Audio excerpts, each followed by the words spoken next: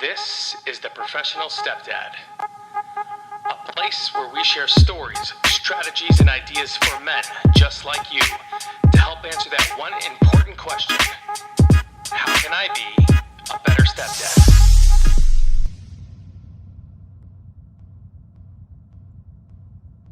Okay, and we're live. All right. Logan Pierce, what's up, buddy? How's it going, man? Good, man. Glad to be here. Thanks for joining me. I really appreciate it, man. So I want to jump into this, man, because like I was saying before we started recording, you answered these questions in so much detail that I feel it would be just for the show itself, it's just going to be real beneficial for you to I want to just hear your journey. So let's start from the beginning. Let's start 2018. You see her from across the way, or how you met her. Just take us through that process. So 2018, I was trying to figure out what I was going to do with my life professionally. I was working, doing some private baseball lessons. I grew up in a baseball family. It was what I love to do, is coach and teach. And I don't know where it came across, but her profile on social media came across just on a whim, honestly, randomly. And I was like, oh, this girl's beautiful. Like, just go give her a follow. She followed me back, no problem. Didn't go anywhere, didn't do anything. She posted something that wanted a response, like a funny joke or something. I guess she was just wanting to see what people would come up with. And I came up with something. And then she responded back. And then we just kind of messaged a little bit, but it didn't really go anywhere. And so there's about a 3 or 4 month window where we didn't talk. And then I posted a sort of a personal, vulnerable video after not talking to her for several months. And she responded, said it touched her heart, said it, just was a great video, vulnerability, everything, just very complimentary of it. So then we just began talking, and one thing led to another, and we went on a date April 9th of 2018, which was great. Hey, man, yeah, I try to keep the dates in my head, just never want to get thrown off on that. But so we had a great time. I ended up spending a lot of time with her after that. At the time, her and her son's dad were splitting time. Okay. And he was essentially spending the most time with the grandparents on that side. So she had him, a couple days a week and every other weekend. So on the days that she didn't have him, we were basically spending all of that time together.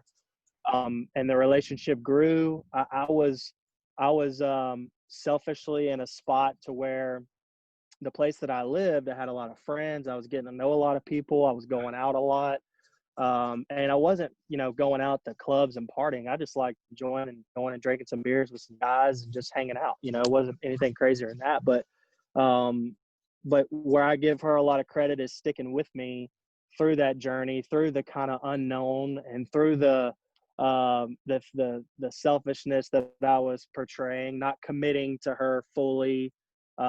She was having to put in a lot of the effort at first, just because I didn't know what I wanted. I didn't know if I wanted to be involved with her situation. I didn't know if I was ready to be involved, not just wanting to, but I was ready to maturity wise. Were you being influenced by outside circumstances or people, like friends, family, in that specific time frame? Yeah. So to give you some ideas on my family, my parents have been married almost 40 years. Yeah. My dad's dad left them, I believe, when he was young. So he did have a stepdad. So he was a part of a blended family. However, I haven't really talked to him about that. And I've been meaning to, because he's got really, in my direct family, immediate family, the only sort of idea of what it's like to be involved in a blended family from a child's perspective. And so my brother and his wife have been married for 10 years. My sister and her husband have been married for 8 years. No blended fam. So their influence has always been, as the baby of the family, hey, are you thinking this all the way through? Right, Do you right. have all your ducks in a row? Because this is a big responsibility. Kids are a big responsibility. They were having kids of their own. They understood the just everything to go on with that, and they didn't think I was ready. And I just, I took it in as I am ready. I think I'm ready. I want to be ready. But they were also being very family, looking out for their brother and their son too. You know, they just wanted the best for me. Yeah. Gotcha. And my current wife's situation just scared them a little bit because there was some unknown. There were some issues. There were some internal, external issues with the BioDad, and there was just things going on, a lot going on in both of our lives. Yeah. That was just like, hey, just make sure that you're thinking it all the way through. So in August of that same year, my wife became a little bit, I don't want to say stubborn, but just mama bear. Like Yeah. Yeah. she had things going on where she was kind of fighting for custody. I was kind of still giving her the runaround a little bit, and she said, "All right, look, if you're not all in, I'm not all in. So you're gonna basically suffer for a month." Is what happened. I suffered for a month because she was like, "I'm not answering my calls or text," and when she would want to call me, it was just like it was an ordeal. You know, maybe sort of zone in and realize, okay, I think I really want to be with this woman because she is so special and so amazing in so many ways. So I just made the decision. I made the decision that this is what I want to do. This is what I need to do in order to execute it. I need to go spend a lot of time with them. I need to learn their routines. I need to learn their languages. I need to learn their emotions and demeanors because, you know, going over and spending a day with them isn't enough. So I would get done with my personal work stuff of, you know, Thursday night and go spend the weekend with them, Friday, Saturday, Sunday, and sometimes leave Monday morning. Just my schedule allowed me to do that. Did you live a distance Um, away, or did you live close? yeah, yeah. So I was living probably an hour and a half away at the Oh, wow. time. Okay. Okay. So it was a pretty good little drive, you know, every weekend. And so at that time, it was, you know, to me, I'd made the decision. I didn't want to spend my weekends partying, going to the beach, and doing my normal thing. I wanted to spend weekends with them. So at that time, her son was playing football. So it was, you know, football games on Saturday mornings. It was, you know, getting up early and getting him ready and going and spending time together in the afternoons and going and doing stuff. Um, And this was so all at that, before marriage, right? This is, I mean, this is kind of like uh, you're jumping into it, just both feet full in. both feet, all in, Okay. all in. I'm all into it. You know, I'm everything but moved into their house. You know, I got a bag packed every weekend. You know, I've like bought stuff for the house to keep there, but I'm all but moved in just because that was their kind of terror. You know, it was time for me to move in that quickly. Yeah. Yeah. Um, so we talked and made the decision that we wanted to get married within a year of that time. So however we can make it work, we were just talking. I think this is the right thing for us. We wanted to do that. So we got engaged in January of 2019. Yeah. And then we moved in together over in Pensacola in February of that, you know, soon after, about 2 or 3 weeks after we got engaged. And that's where the real reality set in. You know, it's different when you're spending 4 days apart and 3 days together, vice versa. It's different when you're there every day, work schedule routines, practice schedule routines. I'm working, she's working. We have, you know, help from other people. After school, he goes and stays with his grandmother or grandparents sometimes, and because she works at the school that he goes to, so that's like a drive out of the way. So then it's tricky. Things get tricky with routines and schedules when everything's not perfectly lined up, you know. Let's So let's back having up for a second. Let's back up for 2 seconds. okay, So January, you get engaged. You decide to get married a year after that. You're going back and forth with your struggles on your selfishness as an individual, being single and being with friends, not promiscuously and going out and doing dumb stuff, but at the same point being social, having a few beers. Basically, the responsibilities are not as they are now. So take me through the process of, okay, so she's having problems with BioDad, right? mm-hmm, Here, mm-hmm. in steps you. The problems that she was having with the BioDad, tell me how that affected you in the beginning specifically, because a lot of men in our situation never make it past the entry part, right? That whole, like, I call it like the 3 or 4 week introduction to a family, because they get so much negativity, whether if it's from outside circumstance or specifically from BioDad, to try to kind of push them away, right? Because God forbid they want to see BioMom happy. So take me through that process. Like, how did you mentally work your way around that? So I guess the best way to describe it is the BioDad was in a personal, I don't want to give too much information, but he was in a personal uh, uh, struggle with, I guess is the best way to describe it. He was in a personal struggle with that. So he wasn't around. You know, he would come around randomly. And I mean randomly, call randomly. And it was just one of those situations where I was probably a little naive, thinking that he would just be always in that situation. He would never get out of it. That's just what I was thinking. I was like, okay, well, if he's not around, he'll probably never be around, because he's chosen to do these things. He's chosen this over his family, and he's lost his family because of that. And, he's the type of guy that has been given everything his entire life. He's never had to work for anything. He's a, former baseball player. I'm a former baseball player. And he actually went to my rival college's school. So it's like everything is just like rival. Everything is just hard, because I'm a baseball guy. So coaching his son, he has a huge problem with that, because nobody coaches his son but him, right? Like, that's just how it's always been. So I guess that decision was easy to make at the time, because he was never around. Had he been around, had he been enforcing certain things on me or them in front of me, on, whatever it was, I only got a glimpse of what he was capable of, I guess is the best way to say it. Things he would say, manipulation things that would go on. I was only around for so much.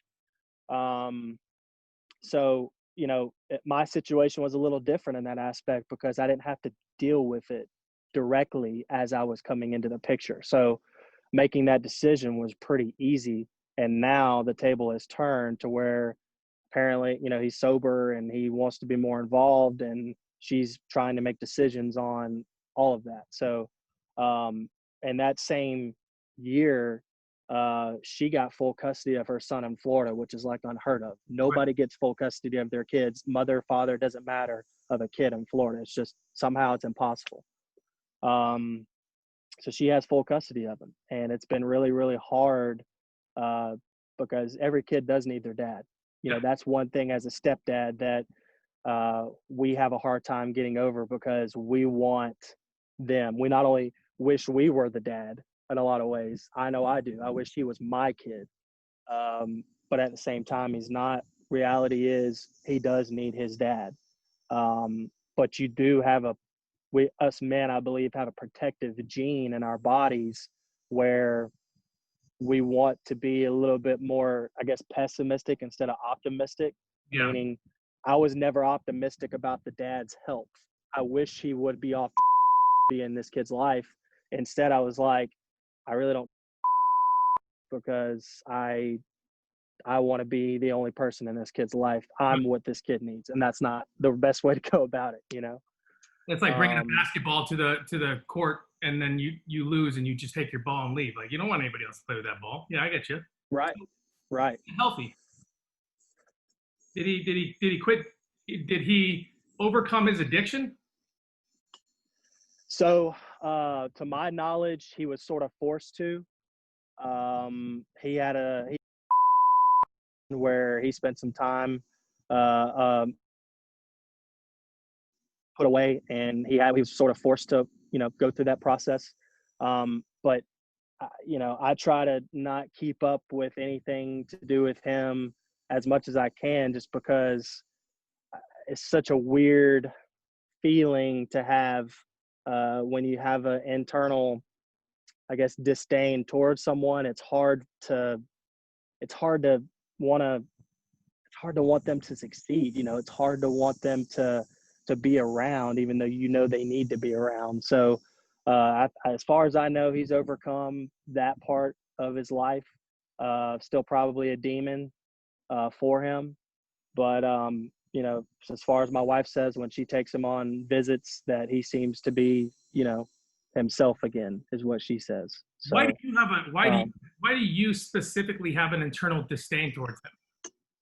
so I know too much. I know too much about what he's done to her and what he's done to his son. Mm-hmm. And it's it's one of those things where I just could never see myself putting people through that. I just, you know, I have my ways of dealing with things that I don't like sometimes, but the things that I've heard him say, the things that I've heard him do, just to his family, you know, it's just things that I would never agree with morally. Yeah. It's things that I would never wish upon anyone. It is things that can cause all sorts of trauma for your for a woman and for a child, that they'll never forget. And it's one of those things where I have a hard time.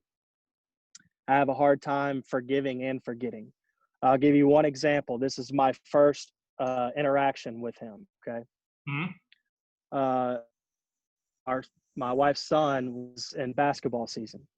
I was helping another dad that I've become pretty close with, and it's our son's best friend's dad that he was coaching the team. I was there just kind of helping, just, you know, if he needed an extra body to run a drill or whatever.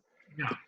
So the dad shows up, and during the practice, he's talking to my wife pretty much the entire time, and I'm getting a little bit blood boiling because I'm like, what could they be talking about right now?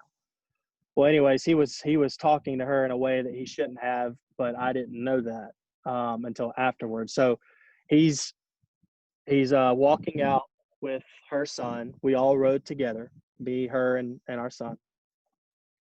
And he's gonna go, like, you know, help him get in the car. And uh, so he closes the door. I'm on the passenger side, and I reach my hand out to shake his hand because he's been around me before, but he's never been that close in that situation. Yeah. I reached my hand out, trying to be cordial, trying to be polite. I said, "Hey, man, I'm Logan, by the way." And he looked at my hand and said, "I know who you are," and started walking away. And so I said, "So what does that mean? What do you mean? Like, that's it? That's all you got?" And he was like, you know, he's just chirping as he's walking away. And I'm like, "Well, I mean, you know, if that's how you're going to be, that's not real mature in front of your son. You know, like, that's trying to be mature here, you know?" Um, and so he just, you know, walked away chirping, and that was it. So, you know, there's been another interaction since then, one more, but I just have nothing for the guy. You know, I just have nothing for him. I have tried. I have put forth some effort, and if that's the best you got for a guy that's trying to uh, do what's best for your family, then, you know, I got nothing for him. I had a question. And I had a go question. ahead. Do you feel that your competitive spirit is a benefit or negative in your life? Because you're a you're an athlete, yeah? You teach athletes, Yeah. right? You feel like the way you're handling this situation has more to do with your pride and your competitive spirit than it does for the internal and external health of the overall picture in your journey? I think so. I think so. I do. I think it is negative in some ways, especially the pride part. I would say my competitiveness would take over in a competition, which I'm not trying to compete and be my wife's son's dad. I'm not trying to replace his dad. Um, I feel like I'm not. If I was trying to replace him, I think I would manipulate the situation a lot more, because in competition we have a tendency to, we got to win at all cost, right? If we're overly competitive, we have to do whatever we have to do to win. I don't look at it that way. I look at it as I do have pride. I do have morals and values. Yeah. And if I'm feeling like a person is going to impact my morals and values as a man differently in a negative way, then I'm going to pull back, and I'm not going to give fuel to that fire unless I absolutely have to. If that makes sense. I'm not trying to. No, it does. It does. Look, most competitive athletes, so there are two type of competitive athletes. There are the ones that openly and they express their bravado is like peacocked out, right? It's totally out. You can see it. It's you can't mistake it for anything else. My sport is basketball. Somebody that would be living in that world would be somebody like Patrick Beverly or like Westbrook, right? These are the guys that are like peacocked out. And then there are guys that are like Michael Jordan, who damn near make shit up in their mind just to compete, win, Yeah. right? And they, I mean, sometimes right. So it might be like one little thing that they blow up in their mind to make one other thing, and that's how they win. They don't talk, they don't do things, but their emotions and their expressions and their actions speak towards the competition itself, right? So when I ask you about your competitive spirit, in no way do I feel like you're trying to replace your son or the son's dad. That's not what I'm saying. But what if I were to tell you that how you non-verbally handle the way you express your disdain or your opinions about BioDad, either to your wife or around the kid, is actually just feeding into that competition unknowingly. Okay. So what I mean by that is this: is that I know you probably don't openly talk shit about BioDad in front of your son because you're smarter than that.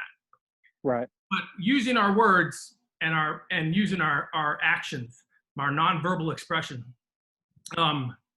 children pick up more on that than they ever will on words. I mean, my wife told me the other day that it takes 7 good deeds to erase one bad thing that a parent does in a child's mind. 7. That means we have to do 7 things out of the ordinary in order for them to forget the fact that I yelled at you for leaving the fridge open. I mean, it's crazy how the kid's mind works. But what I do know is that our nonverbal expression and how we talk and how we handle ourselves when we're just, even if we're inadvertently speaking about that one subject, right? Which for you would be BioDad. Even if we're inadvertently speaking about it and the way we speak about it and our voice inflection and tone, children will pick up on that each time and every time, right? So you may not think that you are competing with BioDad in a way that you and I see competition, right?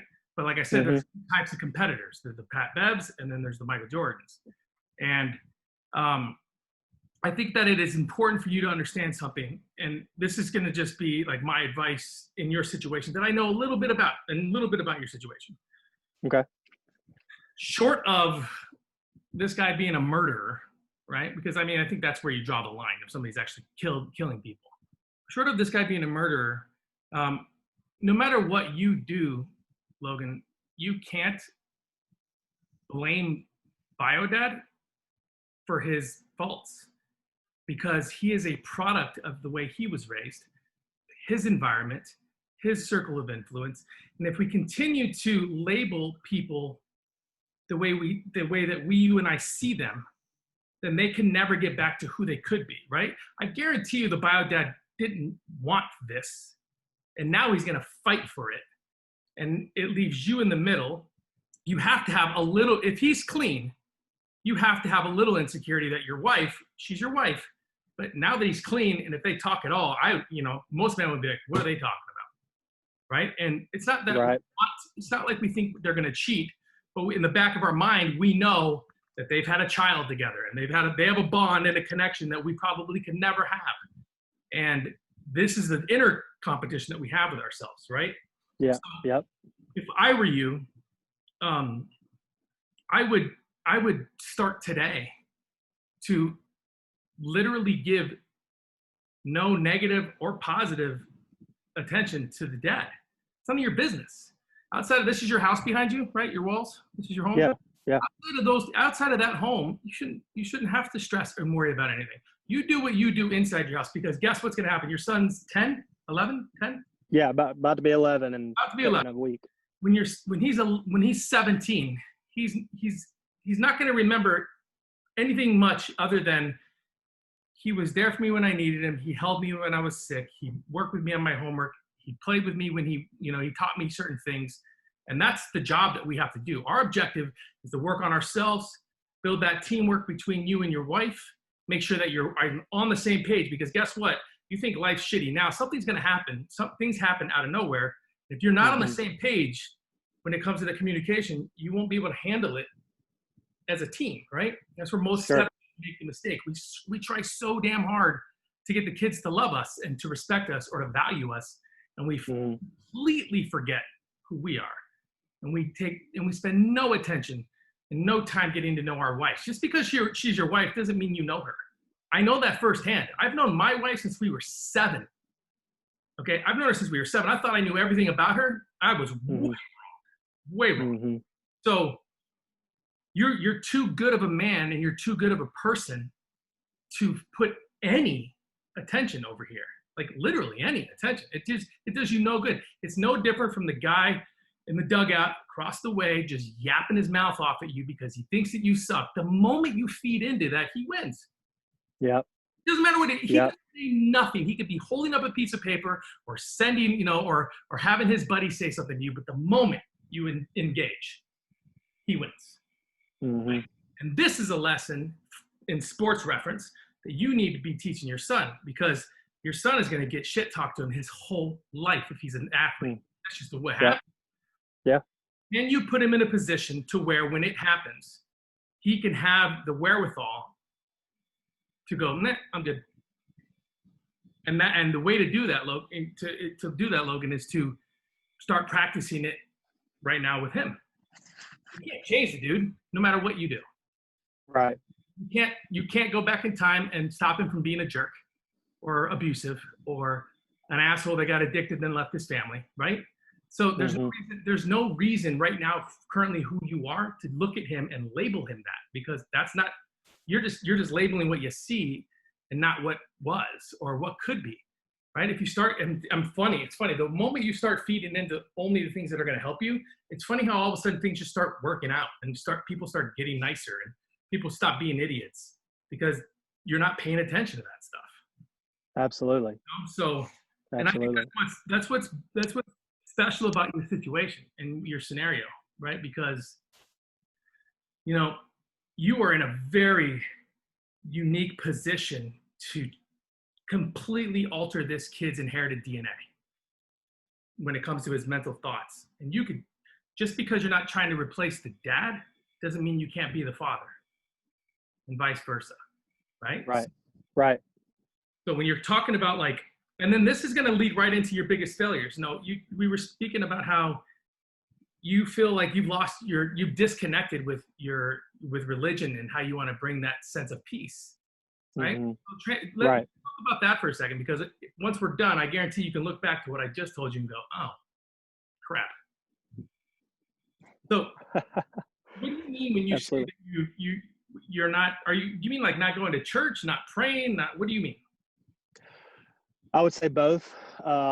We've gotten really comfortable on the brunch Sunday or going to somebody's house on Sunday and hanging out instead of spending that valuable time. And definitely, I do think family prayer is important. Asking God to help you with certain things is important. As a man, I think as a leader of the house, it is important that we continue to work and ask for things, to be servant leaders. Yeah. I read something the other day that said that leadership in the Bible is only named a few times, and servant is named like 900 times. So being a servant leader, I think, is so important, which is what I strive to do. And in order to help lead my family correctly, I believe I need to serve them by helping them learn the Bible, the gospel, prayer as a family. What I've learned, and I don't want to go into much detail about it, but what I've learned is it's almost like what you said, when you have a focus on a certain aspect of your life, when you focus on the things that, let's say, you can control, Mm-hmm. the things that you can't control are less important. Right. The things you can control are so much more important. So that has fallen, on the wayside, but it's still in my control to a T. God is in control always, and He will give you the strength. He will help you. He will guide you. All of those things, I firmly believe that. But I am in control of what my family does, getting them up on Sunday morning and saying, "Hey, let's go. It's time to go to church." Praying before a meal, whatever it is. I just think that's important. And I didn't do that much in my family, but I've seen the good so much in other families and other examples, and I've seen the bad in so much in my own family and other examples of when you don't include it, just personally. It's not for everybody. I'm not trying to push it on anyone, but I've seen too much good from it, internally and externally, that I think it's just very important for myself and my family to get into that. And that's what I believe. Is And it like I said, I not? want to push that on anybody. Is it You not know, working, or is it working? it only works when I put emphasis on Got it. it. It hasn't I become. will say that. Right. It has not become a habit. It has not become a frequent occurrence. It's a once in a blue moon thing, and it needs to be a daily, weekly, monthly, yearly um, uh, occurrence is what it needs to be for us. In my opinion, and in my situation, that's what I believe. Doesn't make everything perfect, It doesn't solve everything, as we know that nothing does. I believe. I think it could make things even harder because we suffer a lot of times as humans and as individuals, Uh-huh. to see the other side. Whatever it is, we suffer financially, we suffer health wise, we suffer professionally, family, marriage, whatever it is, to learn hopefully from that suffrage and then grow and come out better on the other side. So, hopefully this is a temporary thing, and we can, as a family, make it a more permanent thing of. You believe everybody has that within them, that the ability to come out of the suffering to find their potential? Absolutely. That's the optimism part of how I grew up in, let's say, baseball. Is the more confident you are, the more belief and trust you have in your ability and yourself, the less emphasis you'll put on the slumps that you're going to have. Everybody's going to have a slump. Everybody's going to have a slump in life. Everybody's going to have a slump in sports. It's going to happen. But the ones that can keep their focus and attention on not the slump itself, but how do I work to get out of the slump? What do I need to do mentally, internally? Where do I need to put my focus? And I'll give you an example. Okay. I listened to a self-help baseball mental tape is what it is every day. Yep. Okay, every day for like 6 years of my post high school baseball career is when I came across this tape.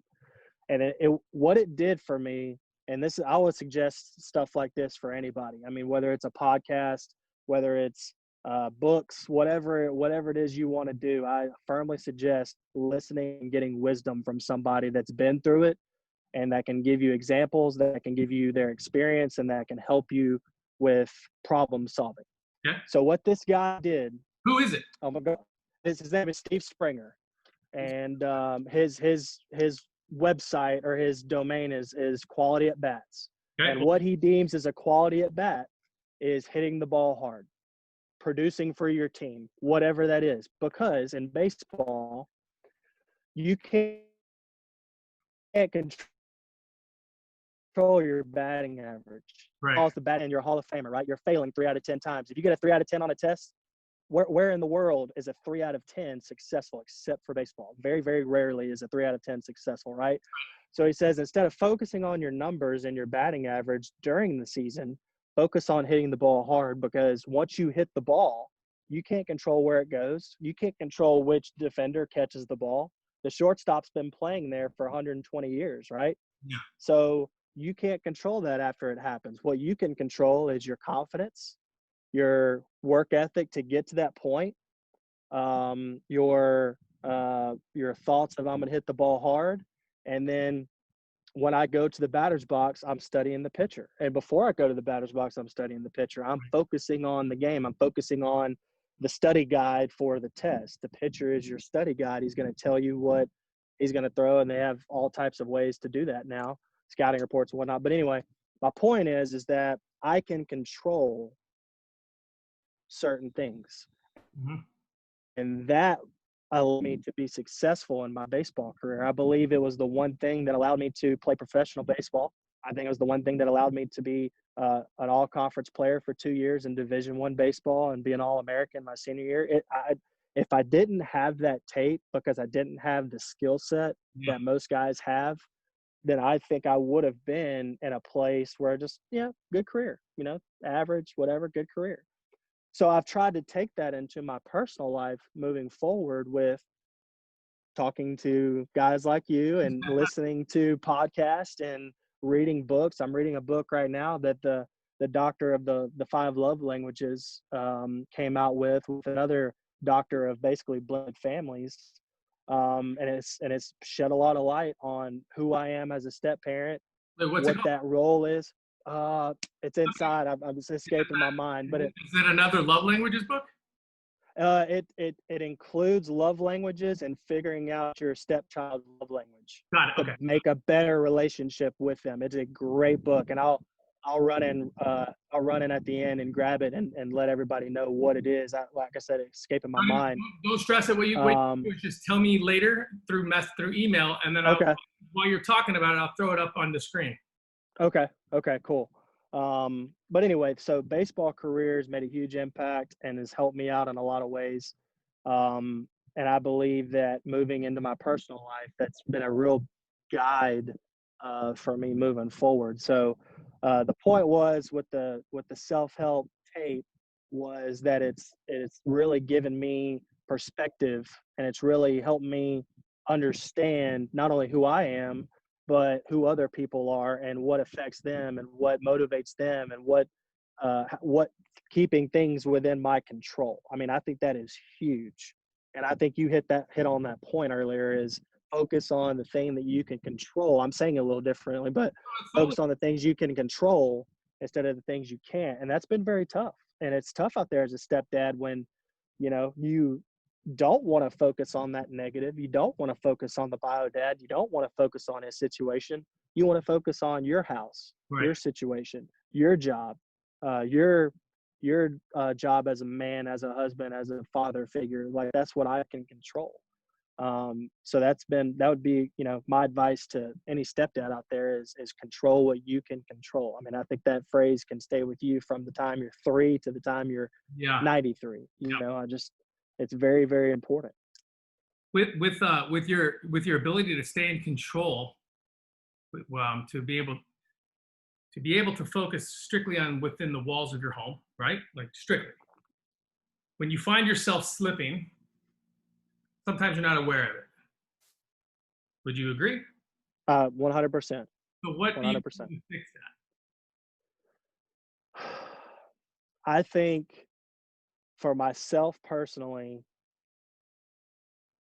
I know that I'm not a patient person, and working on patience and understanding and kind-hearted, soft-heartedness, I think, is one thing that I really struggle with. Why? Because I think I got a better question for you. Why do you have such an easy time talking about forgiveness, yet you have such a hard time doing it? And that includes yourself, by the way, brother. Yeah. Probably because I don't try to forgive, maybe. It's one of those things where I think you said it in your podcast that I just listened to, the self-sabotage Yeah. part of myself, is I have a hard time forgiving and forgetting not only myself, but other people for doing damage to me or my family, whatever that is. Yeah. And it just takes me a long time to get over it. I don't know if it's something that happened during my childhood where I let it linger on myself. And, you know, my wife can forget through her mentality, through her life, whatever it is. She has an ability to forget something that happened within minutes. You know, she can flip a switch, Yeah. and I think that's a gift and a curse at the same time. Yeah. But it is part of her gift, is she can flip a switch and be done with that and not put any more gasoline on that and just go to the next page and go to the next thing. Mhm. Whereas I'm like, wait, no, like that, I got to think about that a little bit more. Like, I can't just go to the next page and just forget about that, because I think it's very important. I think we need to talk about it and focus on it. And then if we don't, it kind of lingers out there and it just stays out there. And then if it gets swept under the rug, then it may come back later. And that's never what I want as a husband or a stepdad, is for something to not be addressed and not be understood, and maybe not even understood, but just this is how I feel. And I want to know how you feel. I want to know what you're thinking in this situation. And I'm trying to think back honestly as I'm talking to Yeah. what could have happened to make this happen. You know, I don't know. And here's my best guess. Go. My dad raised us on fear. He's told me that many, many times. Fear me, fear what I will do to you if you screw up. Mhm. Fear it. If you don't fear me, you don't respect me, and you'll continue to screw up.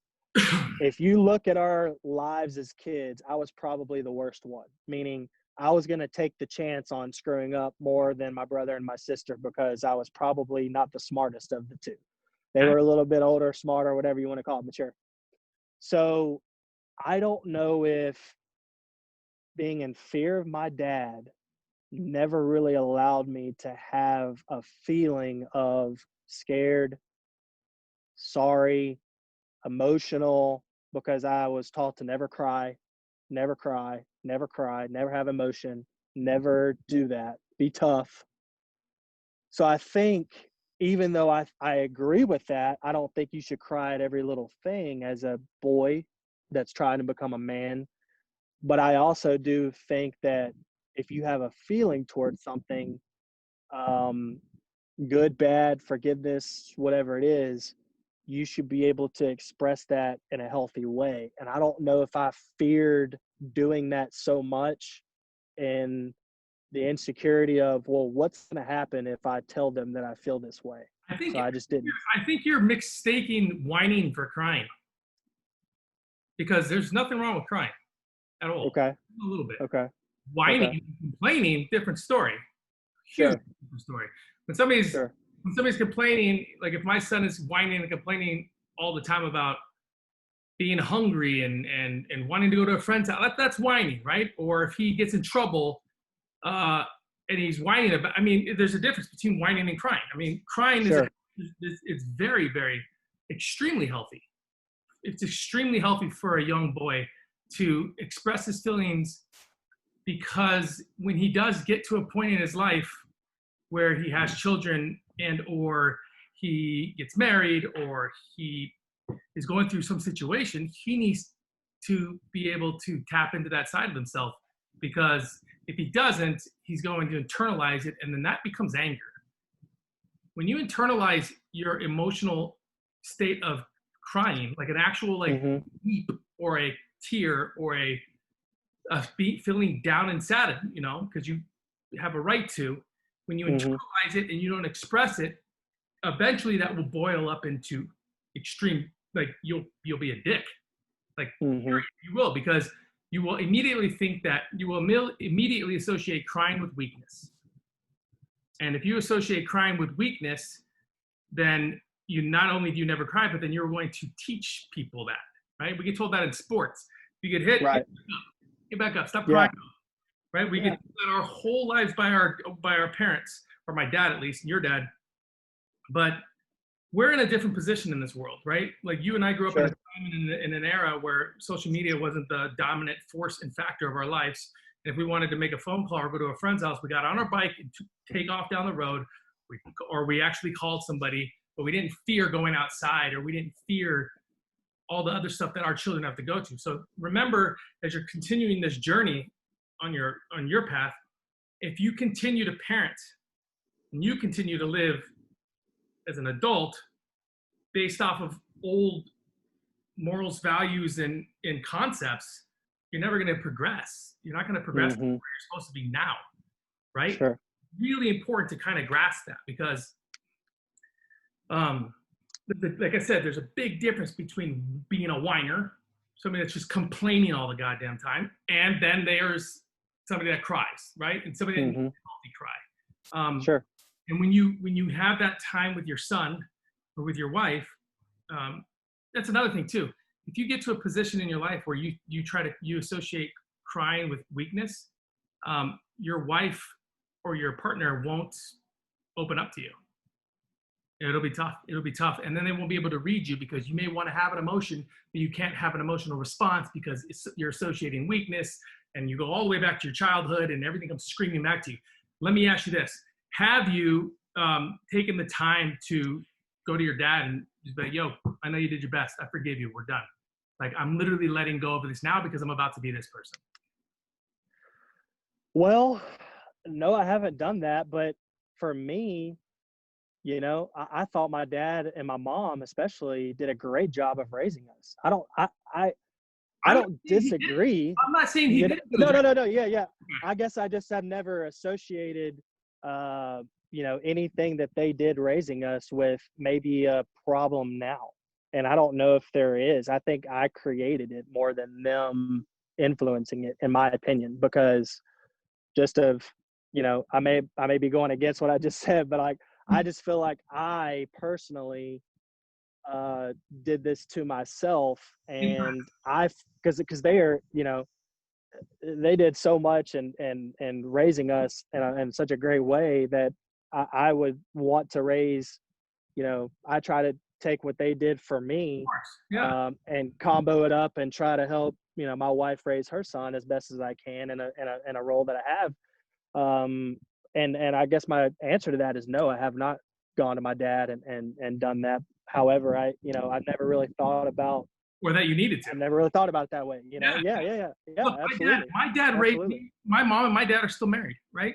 We're talking years into the marriage. My dad is one of the most selfless men I've ever. My mom's gone through scoliosis surgery and spinal fusion, and she's got Crohn's disease, and she can barely walk, and my dad's still there, like still chucking away, taking care of her. Wow. But and I get a lot of that. Like, my ability to be emotional or to be confident definitely comes from my dad. But I also got from my dad talking down on women, being a womanizer, an alcoholic, and somebody that tries to manipulate his way out of things. That was me before I met my wife. And even in the first few years, those are traits that were embedded within my inherited DNA, that whether I like it or not, I would react to a scenario the way I was taught or way I was learned or how I saw it. And it would just be a natural progressional thing, right? Like, that's still sway. So dad might be the greatest dad ever to live. But if you think at any point in time that, or like you said earlier, my dad raised me to fear him because fear means respect, right? Again, I'm not faulting your dad in any way, but guess what? This is the crazy thing. What's your dad's name? Bobby. Okay. Bobby did that to you because Bobby's dad did that to him. And I could chase that all the way down the line, because it's very rare that inherited DNA gets transferred and switched, right? So then it's to you, and you're going to recognize it, but you're also going to defend it because you love your parents, and you're going to defend it, right? And that's what we're going to do. We're going to defend it to the death. But the moment that we can go, I agree. Like, this is the way you raised me. I can't stop it. But guess what I can do? I can alter this a little bit and change it because I need to move this forward. I need to move this needle forward. This is the same thing with poverty. This is the same thing with racism. Everything is just it's a pendulum swing that gets taught down the line, and because there's nobody that's willing to change it, it just continues. I might look a little different, but it's still the same. It has the same core, that foundation to it, right? Right. So take what your dad did for you, like his ability to teach you confidence and to walk with your head tall. And these are great things that you probably became a sports player because of that, right? You were confident because of that. Absolutely. And make no mistake about it, breaking the mold of that DNA that came before your dad is imperative for you to move forward, because the moment you can get there, you're going to find out that your ability to talk about forgiveness and actually forgiving will start to line up with itself. Because right now they're like this. They're Right. worlds apart. Yeah. Worlds apart. You talk about religion and God and family and coaching and positive thinking and motivational talks, but yet you're unwilling to forgive a man that literally was succumbed by addiction. It's not his fault. It's addiction. If addiction could be controlled, we wouldn't have crackheads. We wouldn't have alcoholics. We can't control it. My mom was an addict. My dad was an addict. I was an addict. Right? We can't control it. You have to hope and pray that BioDad sees it and takes it for himself. He's got to fix it. You can't do nothing about that at all. Sure. Right? Which is why you shouldn't fault him for what he does. Sure. So, okay. man, great advice. I appreciate that. Yeah, of course, man. And here's the really great thing, because we're going to parlay back into your relationship before we end. But you do that, and your wife's going to start looking at you different. I guarantee you, she's going to open up to you more. She's going to want to share conversations with you more. Do yourself a favor, and when she shares something about BioDad, about what he did, don't try to solve the problem, because that's what we do. We all try to solve. Don't try to solve it. Just listen. All right? Just listen. I've had to tell myself that so many times. Or I've had to go back to my wife and say, hey, look, I know you wanted to vent about this, and I try to solve your problem. I go, my bad. I know you just needed to hear, you just needed to talk. Mm-hmm. As dominant alphas, we tend to control these conversations. We tend to control these scenarios, right? Right. It's very important that your son sees this. It's very important that your son sees you talk about BioDad in a light, not a darkness. It's very important for your wife talk about BioDad and about son in light, not in darkness. It's very important for your wife to see you forgive your past, accept your present, and prepare for your future. It's important. It's important for these things to happen for you, because your ability to be this, dude, you're already there. That's the crazy thing, right? It's like most of your mental faculties are already where it definitely needs to be for you to just write a book, do a movie, like all these things about your scenario. Mm-hmm. The only little piece missing is that ability to just, when I refer to your dad, I don't mean like actually go to your dad. I mean for you to sit in meditation and just let it go. Stop letting it define you, and allow yourself to kind of move along with the times, just go with it. Yeah. Love yeah. it. Absolutely. And I think that's a great point. And the one thing that I will say that I was afraid of for myself, because I do see it in my dad today with his grandkids, is he doesn't have patience. When they start acting, not disrespectful, but just a little out of control for him, he kind of pulls away and he doesn't get involved. He could get involved, but he doesn't. He just kind of pulls away. I've seen him do that several times. And I understand where he's coming from, because he feels like it's not his place when the parents are there to, discipline the kids. If the parents aren't there, he may, do it in a certain way. But he has to be careful how he does it, because he's not the parent, he's the grandparent. Same with us as stepdads. We have to be careful because we're not the bio parent, but we are part of the parenting process. So I have learned a lot about myself in that patience, in that just step away, because it's either not my place, or I feel myself getting boiled up to a point to where, I don't want to lose control. I don't want to say something that I don't mean, or that it's very hurtful when, it doesn't need to be said. Whether it's trying to discipline the child, and after you've told them once or twice to do something and they either don't do it or they've done it another time when they shouldn't, when they know by now that it's not something that they need to be doing. You know, I struggled at first thinking that, you know, there was something wrong when in reality there was something wrong with me. Because if you don't, here's one thing that I've learned, and as a stepdad, I think this will help a lot of guys out there. Okay. If you don't teach them how to do it the right way before you ask them to do something, they will not do it the right way. You Well, cannot assume that they know how to do it. You nice. cannot assume. I assumed so many times that he knew how to do certain things and he did not know how to do them. So his mindset was, I can't do it. It wasn't that I don't know how to do it, is that I don't know how to do it and I can't do it. And can't never could. But if you don't show them, the right way, which is what I teach him all the time or try to teach him, I'm like, I tell Cash, I'm like, buddy, I'm trying to teach you how to do it the right way. When you put your dirt bike up, it doesn't need to go in the middle of the garage. That's where your mother parks her car. It Mhm. needs to go off to the side, out of the way, where we're not walking, where someone can't open a door and hit it, where it doesn't, you know, nobody runs into it accidentally. It needs to be off to the side, out of the way. And if you do it the right way, then I don't have to come get you when you're nice and relaxed in your room at 9 o'clock at night watching Netflix, doing whatever you want to do, watching your show, and I'll have to come get you and tell you to move it because Right.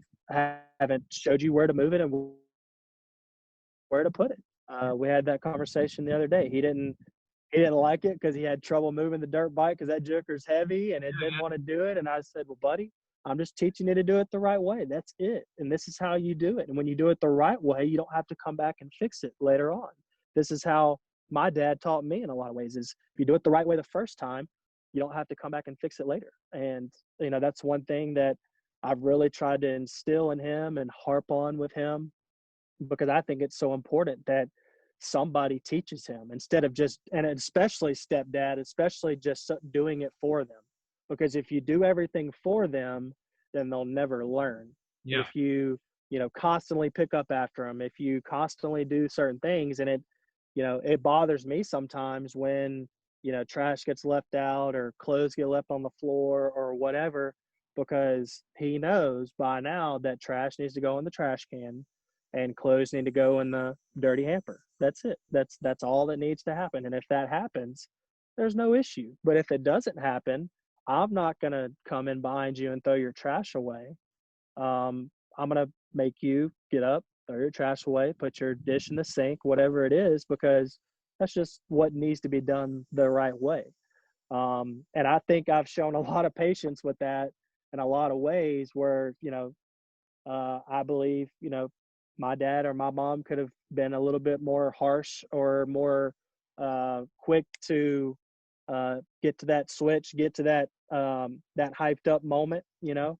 Um, and I think it's important for the stepdad out there to continue to practice patience and understanding, because it'll happen someday, and they'll appreciate it later on. I think you said that earlier, is that when he turns 18, 19, 20, they'll come back and remember those good deeds that you did instead of the bad ones. They may still have some thoughts of the bad ones, but the good deeds you did and you tried to instill in them, they'll appreciate that. And here's where I appreciated it. Here's why I appreciated my parents, is when I went off to college. Yeah.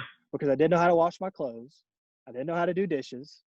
I knew how to work outside. I did help my dad clean up stuff outside, but I never really did anything inside. So I had to call my mom as an 18, 19-year-old young man. I had to call my mom and say, how do I wash clothes? And I'll never forget that moment, because I felt so just ridiculous that I had to call my mom and ask her how to wash clothes, because I'd never done it. She'd always done it. Yeah. And I'm not saying your kids got to start washing clothes, but they at least need to know how to do it. You know, they at least need to know what switch to turn to, and they need to know those things. I had no idea.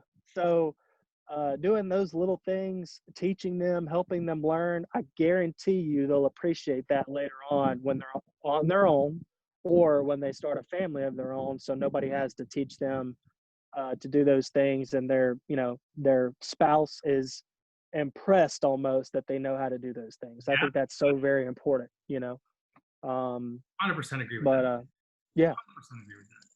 The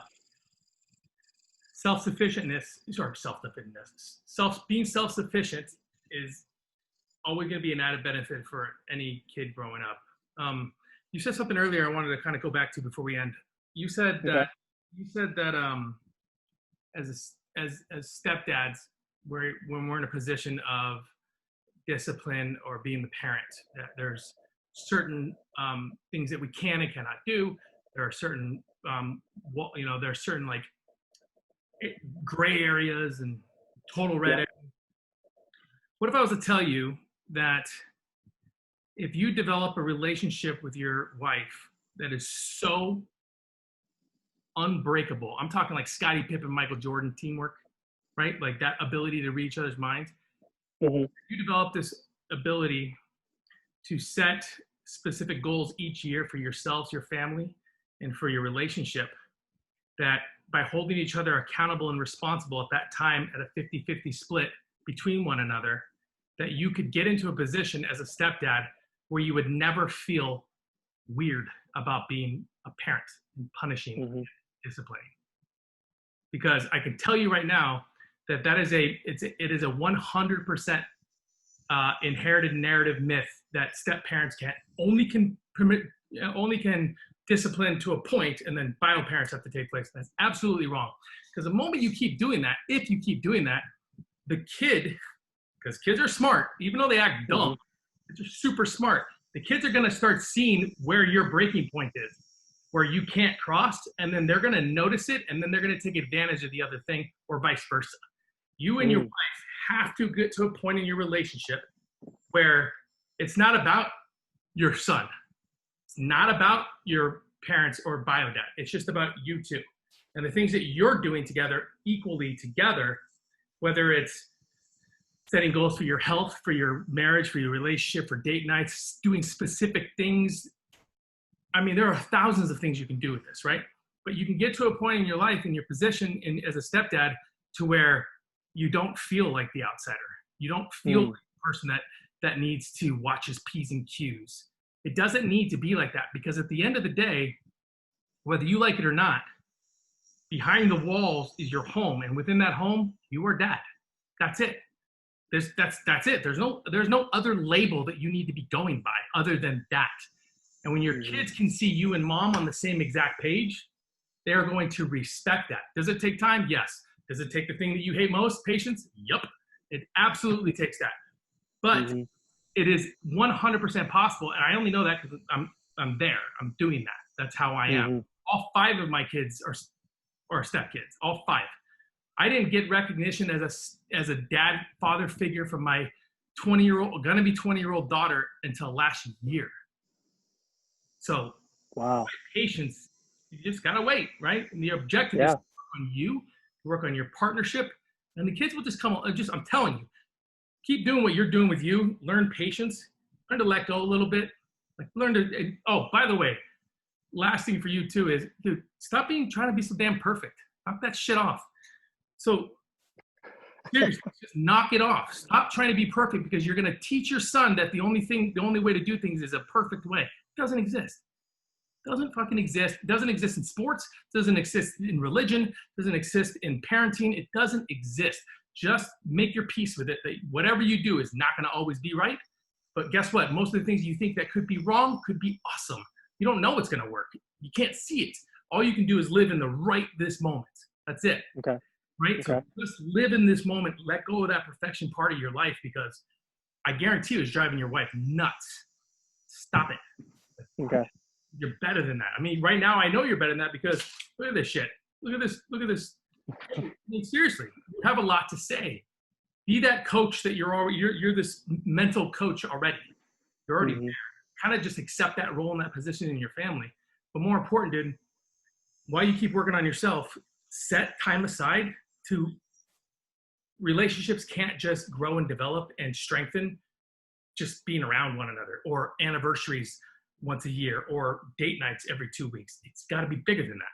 You have to get more specific. You guys have to set specific goals for one another, specific goals for your relationship and then goals for your family. And then hold each other accountable for that. I'm telling you, there's these little tiny things. What's your wife's love language? Well, we did the test a couple of years ago. I believe her top two were physical touch, and I want to say it wasn't gifts. I want to say it's physical touch and quality time is what I think Okay. it was. So if you can't answer that question without a stutter, then you need to do it again. Go figure it out. Absolutely. Go do it today. My wife's is physical touch 100% always, right? What I did for a while until it became habit to me is I went in my phone. It took me 20 minutes. I set an alarm every hour on my freaking phone. Every hour it went off, it reminded me, kiss your baby.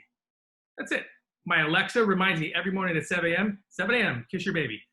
Just these little things. And you'll be working, you'll be doing something, you'll be like, oh shit. And even if you're not home, you call her, right? But point is that start feeding into that love language, and vice versa. She needs to feed into yours. You need to go figure out what yours is as well. Well, I know what mine are. Mine are words of affirmation first and foremost, 100%. And I'm a physical touch person as well. So, I think that's where our love languages are good together because they measure. I know hers is physical touch, but mine is words of affirmation. I mean, I think that's every man, and especially I believe is part of that. But I know mine, and we do have to do a better job together of communicating and getting together, holding each other accountable. Getting a plan together, setting goals together. We've talked about it. We just haven't put it into action. Yeah. We haven't been proactive about it. And that's just one thing that I think will help our marriage, help our family, help our son. Like you said, I think the kids feed off the parents in so many ways. And then, if we're good, they're good. If we're not, they may not be. So, it's one of those things where, she and I have to come together a lot more, make sure we have our, expectations out there, our communication, our goals, and everything. Absolutely. I don't remember exactly because I talk about it all the time. I have an early episode where I talk about what my wife and I did. You should go.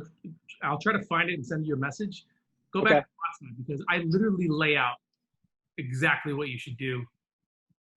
That works perfectly. I mean, It's so simple, but yet it's so it's rewarding. It's simple, but it's complicated because it's yes, you're married, but it's that one time in your marriage where you have to be 100% honest. I mean, with everything.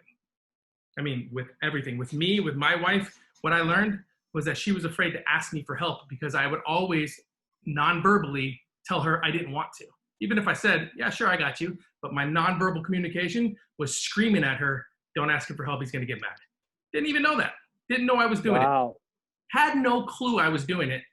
We did this couples retreat, or this couples, whatever we call it.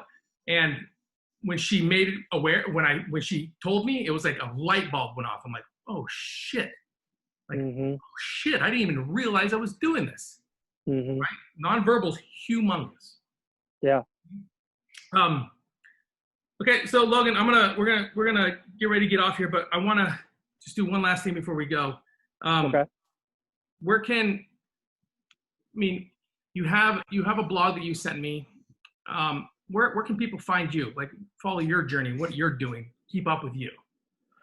I'm on every social media platform. So Facebook, Logan Pierce. I think my Instagram name is Logan Pierce 24. Is that right? I haven't looked at it in a while, like as far as the tag name. The blog that I wrote is on spiritual stepmom. And she and I connected through social media, same with us. And she actually is the one that turned me on to your page, and was the reason I reached out to you, was just, hey, let me know if there's anything I can do and anything that I can help with. Just because I think it's so important for stepdads out there to have somebody they can connect with, they can maybe get wisdom from, they can talk to, because we are in such a unique situation. We are in such a, and it's far more common than it is now than it was years ago. It's far more common. And I think it's so important for men to, express how they feel, be vulnerable, but also be receptive to wisdom and Yeah. maybe even some criticism, maybe even, like I've taken what you've said today, not as criticism, but just as reality and wisdom. You're giving me wisdom. You're giving me help, because you've been in the situation. You are currently in the situation, man. I mean, five kids. I got one. You have five, dude. Like, I can't imagine the commitment that takes. And, that's just that goes to show you all the stepdads out there, how important it is for us to have a role in their life and be there for them. I mean, I think that's just so important, that you're there for them. So Instagram, Logan Pierce, 24, 25. I think it's 25 now. Gosh, I've had two. It's 24. Okay. And then throughout this Facebook, Logan Pierce. episode, I've had some of your social media handles coming down anyway. Okay. But as far as finding out my journey, this is the only time that I've ever come on any social media platform or any platform at all and talked about it. I've only, besides the blog, and that was just that was sort of a random, hey, this is kind of where I'm at, and if there's anything that can, that I can help with, I'd be glad to. Just to let stepdads out there know that they're not alone. I think that a lot of us think that we're alone in it, and we don't have anybody we can talk to. Well, guys, I'd be glad to talk to anybody at any time. I'd be glad to listen. I mean, I don't know what advice I can give you, but I'd be just glad to listen, because sometimes stepdads just need to talk. I mean, they just need somebody that understands. I agree. And then that can, so really the only social media I have, I mean, I have Twitter, but I don't really talk about any. I just kind of have it just for looks, I don't really do anything on there. It's important. I think it's important to say as well is that one of the reasons that this platform is even built and developed, and why it's going to continue to grow, is because this is, yes, definitely a place to talk and to vent, but this is not a place to bitch, moan, and whine and complain, because I don't want to hear that shit. Absolutely. I want to work with Absolutely. men who are in my position that are actively seeking out ways to be better, not diligently seeking out people to complain to. So important. So important. And one thing that I will hopefully hang my hat on forever is knowing the difference in complaining and talking, and knowing the difference in, for me personally, I have like 3 people in my life that I call and I ask them for advice on a situation, so I can either learn from it, learn where my wife may be coming from, learn, how I could have handled it differently. Because at the end of the day, if we're not growing, we're dying. Yeah. If we're not trying to get better, we're getting worse. And there are a lot of days that I've gotten worse, and there are a lot of days that I've gotten better. And I internally, mentally, want to get better every day. I want to be the best husband. I want to be the best stepdad, dad figure, however you want to say it. I want to be the best son, the best friend. I want to be as many things as possible. I think it's important to get information and use that information and be proactive with it and try to apply it to your life. And today, this is nothing but information that I hope that I can apply to my own situation and my own life to help make a better family for this house. I mean, that's ultimately what I want to do. I want our family to be successful. It's a great goal to have, brother. All right, man. So this is the end of the show. Thank you very much for joining me, Logan. I really appreciate your time, energy, efforts. You probably don't hear this enough, or maybe you do, but what you're doing is incredible as a man, as a leader, and as a stepdad. You are valued, you are needed, and don't forget that. I mean, specifically because your words of affirmation is big for you. Don't forget that. You are valued, you are needed, and sometimes you just need to hear it so you can continue to move forward. So if you need to do that, by all means, come back to this part of the podcast and just listen to it over and over again. Okay. But until then, man, the episode will be up probably later tonight, probably first thing in the morning. And other than that, Logan, thank you very, very much for joining me, man. I really appreciate your time. Thank you, buddy. We'll talk soon. Appreciate it.